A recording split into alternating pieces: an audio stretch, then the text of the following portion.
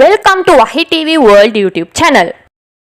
தேவைப்பட்டால் ஈரான் மீது மீண்டும் தாக்குதல் தொடுப்போம் என டொனால்ட் ட்ரம்ப் கூறியுள்ளார்.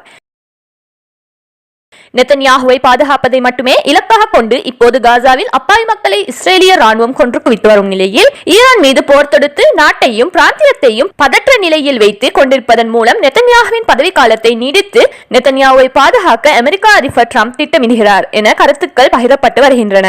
இதை ஒப்புவிக்கும் முகமாக டொனால்ட் ட்ரம்ப் இன்று வெளியிட்ட கருத்துக்கள் எதிர்வு கூறுகின்றன. காசாவில் குழந்தைகள் உலகத்தின் கண்களுக்கு முன்பாக பசியால் இறந்து கொண்டிருக்கிறார்கள். அங்கு படுகொலை செய்பவர்களை மனிதர்கள் என்று அழைப்பது வெட்கக்கேடானது என ஈரான் ஜனாதிபதி மசூத் பெசஷ்கியான் கூறியுள்ளார். காசாவில் என்ன நடக்கிறது என்பது குறித்து அமைதியாக இருப்பவர் இஸ்ரேலின் குற்றங்களில் கூட்டாளி ஆவார்.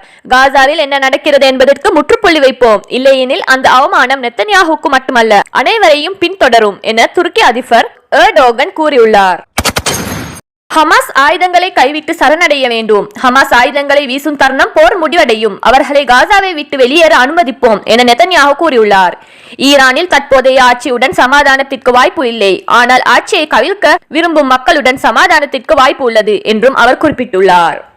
மேலும் இது போன்ற பரபரப்பான செய்திகளுடன் விரைவில் சந்திப்போம். உங்கள் ஆதரவு எங்களுக்கு முக்கியம்.